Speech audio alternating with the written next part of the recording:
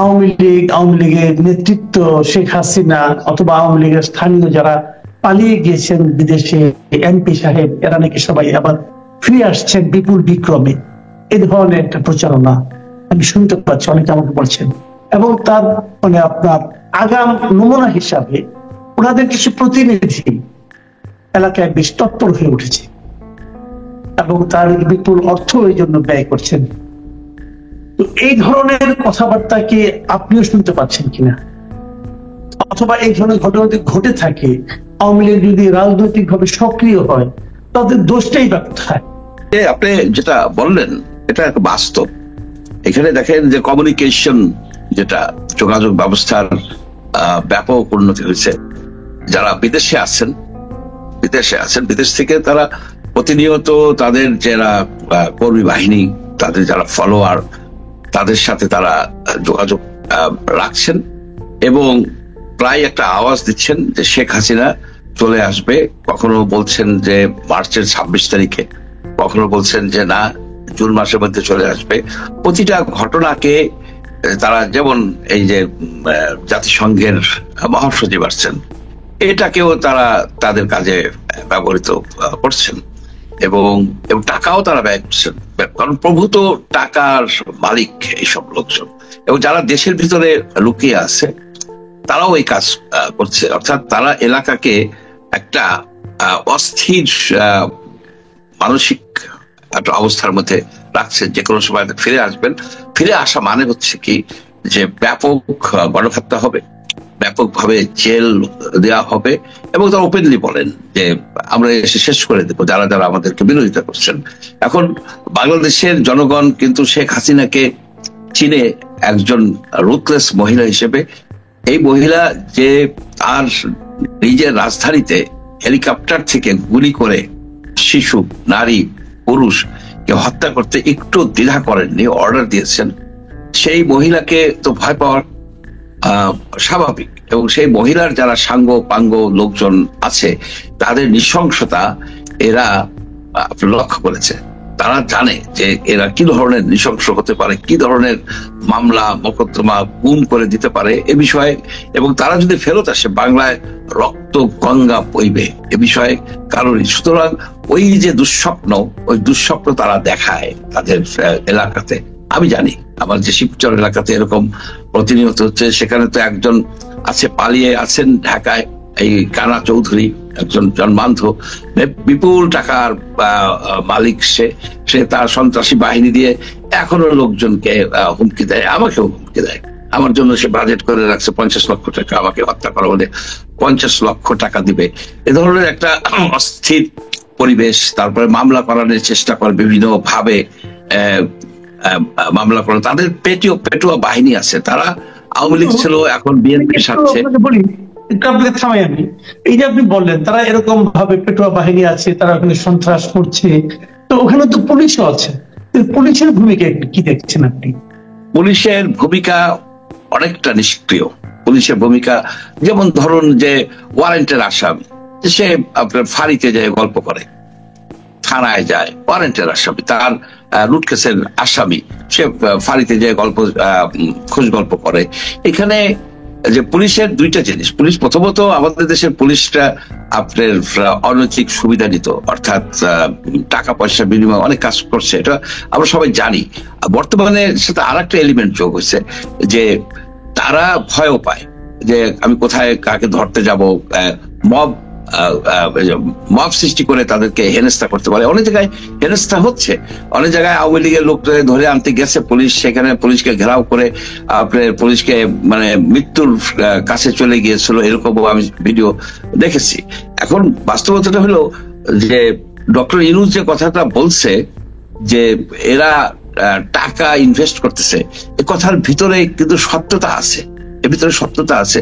এই সব লোকজন প্রচুর টাকা ইনভেস্ট করতেছে, অর্থাৎ তাদের যারা লোকজন আছে তাদের যদি কেউ অ্যারেস্ট হয়, তাদের জামিনের জন্য চেষ্টা করে, যেভাবে হোক তারা টাকা দেয়। এবং তারা সন্ত্রাসী, যেসব সন্ত্রাসী, সেই সন্ত্রাসীদেরকে তারা হায়ার করে নিছে।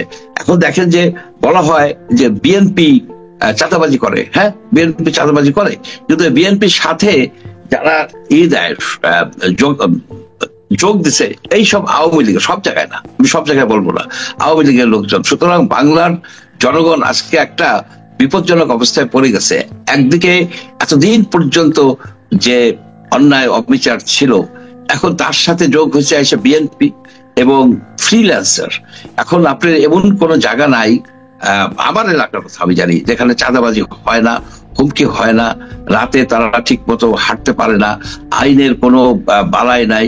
এই যে অবস্থাটা, এটা অবস্থার মেইন কারণ হচ্ছে কি, যে আমাদের যে এই স্বরাষ্ট্র মন্ত্রণালয় বলেন, এই সরকার বলেন, এই সরকার এদিকে খুব একটা নজর দিচ্ছে না। এইখানে আর একটা আমার আশা ছিল, আমরা আশা করেছিলাম যে তরুণরা এই একজন দুঃশাসক, এই ডিক্টেটর শেখ হাসিনাকে উৎখাত করতে পারছে, তারপরে নতুন একটা বাংলাদেশের আমরা আশা করছিলাম, যে বাংলাদেশে আপনার চাঁদাবাজি থাকবে না, যে বাংলাদেশে দুর্নীতি থাকবে না, যে বাংলাদেশে এইরকম মৃত্যুর হুমকি দিতে পারবে ওপেনলি, সেই বাংলাদেশ আমরা আশা করছিলাম। আমরা কিন্তু সেটা পাইনি।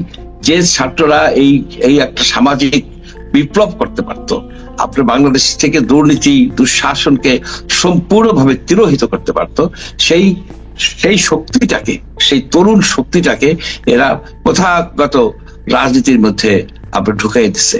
এবং তাদেরকে, তাদের যে রাজনৈতিক দল, কে ঢুকাই দিচ্ছে? ছাত্রদেরকে রাজনীতির মধ্যে কে ঢুকাই দিচ্ছে? রাজনীতির মধ্যে ঢুকাইছে যদি বলেন যে মূল ব্যক্তি হচ্ছে ডক্টর ইউনূস। ডক্টর ইউনূসই ঢুকাইছে। উনি তো বলছেন যে তোমরা দল করো, তোমরা ভোট পাবা। হ্যাঁ, এরা ভোট পাবে, হয়তো পাবে না, কিন্তু বাস্তবতাটা হলো কি, এই যে তরুণ শক্তিটা, যেটা হতে পারতো বাংলাদেশের, নতুন বাংলাদেশের একটা ড্রাইভিং ফোর্স, যে শক্তি দিয়ে তারা ডিক্টেটরকে খেদাইছে, তার পরবর্তী যে সময়টা ছিল যে বাংলাদেশ থেকে দুর্নীতি মুক্ত করা, বাংলাদেশ থেকে সন্ত্রাস মুক্ত করা, সেই কাজটা কিন্তু তারা দিকে দিকে করতে পারতো। তারা সারা বাংলায় তারা একটা নতুন একটা যুগের সূচনা করতে পারতো। সেই সূচনা তাদেরকে করতে দেওয়া হলো না। এটা একটা সুদূর প্রসারী পরিকল্পনা করে তাদেরকে মন্ত্রণালয়ে নেওয়া হলো, তাদেরকে মন্ত্রী বানানো হলো। তাদের মন্ত্রী বানানোর দরকার ছিল না। তারা কি, যেমন ধরুন আপনি বলি যে এই যে আসিফ মাহমুদ হচ্ছে এলজিইডির মিনিস্টারই, উপদেষ্টা মানে মিনিস্টার। এখন উনি কি বলতে পারবে যে পৌরসভাগুলিতে যে ট্রেড লাইসেন্স করা হয় তাতে কোনো ঘুষ নেওয়া হয় না? ঘুষ নেওয়া হয় না, উনি কি বলতে পারবে? পারবে না, পারার কোনো উপায় নাই। কারণ এগুলিকে করতে হলে যে তাদের যে সংঘবদ্ধ শক্তি ছিল, ইউনাইটেড ছিল যে তরুণ শক্তি, সেই তরুণ শক্তিকে আপনার বিভিন্ন ভাগে ভাগ করে ফেলা হয়েছে। কেউ আজকে আপনার নাগরিক দল করছে, সেই দল বৈষম্য বিরোধী আন্দোলনের যে মোর্চাটা ছিল সেটা একটা পাওয়ারফুল শক্তি ছিল। এখন দল করা হলো, কি হচ্ছে, কেউ কেউ বিচ্ছিন্ন বিভিন্ন রকমের কথা বলে। মূল টার্গেট হওয়া উচিত ছিল দুর্নীতি, দুঃশাসন, চাঁদাবাজ। এদের প্রথম টার্গেট ছিল এক সময় শেখ হাসিনা। শেখ হাসিনাকে তো আমরা এখান থেকে উৎখাত করে দিয়েছি। সে হাসিনা নাই। হাসিনা যে আসার কথা বলায়, এগুলি সব মানে ভুয়া কথা, নানাবিধ কষ্ট কল্পনা, এরা দুঃস্বপ্ন দেখে। অ্যাকচুয়ালি যারা মনে করে যে শেখ হাসিনা কোনোদিন আইসা আবার সেই বাংলাদেশের রাজত্ব করবে, গণহত্যা চালাবে, লুটপাট করবে, তার সাঙ্গপাঙ্গরা মিলে, এটা হচ্ছে তারা চাঁদের আলোয় কাপড় শুকানোর চেষ্টা করছে। শেখ হাসিনা কোনোদিন বাংলাদেশে আসবে না। তার যে এই যে আশেপাশের লোকজন, তারা কেউই আসবে না। আপনি আসবেন না বলছেন, লজিকটা কি আপনার? ওনার দল যারা এখন বিভিন্ন জায়গায় যারা আসছে, আমরা অনেক সময় বলি যে আওয়ামী লীগ একটা বড় দল, অনেক সমর্থক আছে, কিন্তু আমরা তো এটাও দেখছি যে গত 6-7 মাসে এই বড় দল, যেটাকে আপনি বলছেন যে শেখ হাসিনা আসবে না, নেতৃত্বে শেখ হাসিনা থাকবে না, কিন্তু এই 6-7 মাসে কি আওয়ামী লীগের কোন বিকল্প নেতৃত্ব আপনি দেখেছেন? আওয়ামী লীগের যারা কথা বলছে, যারা স্বপ্ন দেখছে, তারা কিন্তু শেখ হাসিনাকে মাথায় রেখেই স্বপ্ন দেখছে। তাহলে আপনি কোন লজিকে বলছেন যে শেখ হাসিনা আসতে পারবে না? প্রথমত, যে শেখ হাসিনা যদি আসার একটা বাস্তব একটা অবস্থা সৃষ্টি হয়, বাংলার জনগণ আবার ইউনাইটেড হয়ে যাবে। আর একটা বিষয় হচ্ছে যে আপনি দেখেন যে শেখ হাসিনা তার যে মানে প্যাট্রন, সে ভারতে আশ্রয় নিছে। সে ভারতে তাকে কোনো রাজনীতি করতে দেওয়া হচ্ছে না। যখন দরকার হয় তখন তাকে দিয়ে একটা স্টেটমেন্ট দেওয়ানো হয়। আমরা জানি যে আপনি যদি ভারতের সংবাদ দেখবেন, যেসব নেতা যারা আওয়ামী লীগের নেতারা আছেন, মূলত ক্যালকাটায় আছেন, তাদের অবস্থা কিন্তু খুবই করুণ। তাদেরকে রাজনৈতিকভাবে সংগঠিত হতে দিচ্ছে না ভারত। দিচ্ছে না কেন? তারা মনে করে যে বাংলাদেশে আর শেখ হাসিনা বা আওয়ামী লীগের এই মানে রাজত্ব বা তাদের যে ক্ষমতায় যাওয়ার সম্ভাবনা নাই, সেই সম্ভাবনা একেবারে জিরো। সুতরাং তাদেরকে কোন রকমের এই রাজনীতি করার, সংগঠিত হওয়ার সুযোগ দিচ্ছে না। সেই জন্যই কিন্তু এরা ভিসাটা বন্ধ রাখছে বাংলাদেশ থেকে।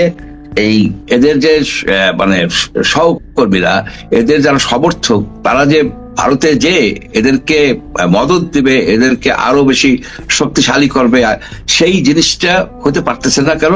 ভারত কিন্তু তাদেরকে ভিসা দিচ্ছে না, আসলে ভিসা দিচ্ছে না। ভারতের ক্যালকাটায় যদি আপনি দেখেন, মার্কোয়েস স্ট্রিট সব খালি হয়ে গেছে, একেবারে হাহাকার।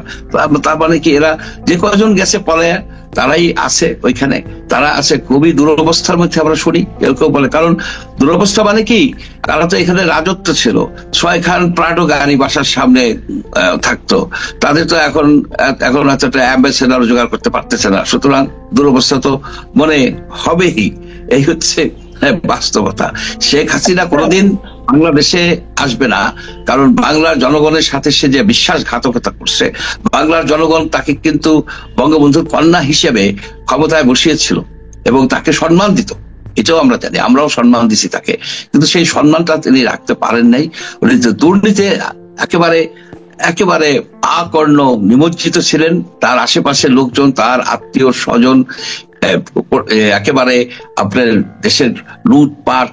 এই যে আপনার বলেন, আমাদের এলাকাতে ভাঙ্গা এবং শিবচরের মাঝামাঝি ব্রাহ্মণকান্তি বলে একটা জায়গা আছে, সেইখানে ওই যে দুই এমপির ভাই কানা চৌধুরী, একজন বিশাল সন্ত্রাসী, গোপনে থেকে সে একটা সন্ত্রাস বাহিনী করে তুলছে, নানাবিধ গুজব ছড়ায়, এরে টাকা দিছি, ওরে করছে কইরা বিএনপি লোকেরা এখন রাজনীতি করতে পারছে না এই অন্ধ লোকটার জন্য। আপনার সে 1000 বিঘা জমি দখল করে রাখছে এবং সেটা পাহারা দেয় বিএনপির সমর্থক একজন আপনার চেয়ারম্যান। আপনারা বুঝে দেখেন যে কি অবস্থা। জনগণের সম্পত্তি, আপনার নদীর জমি,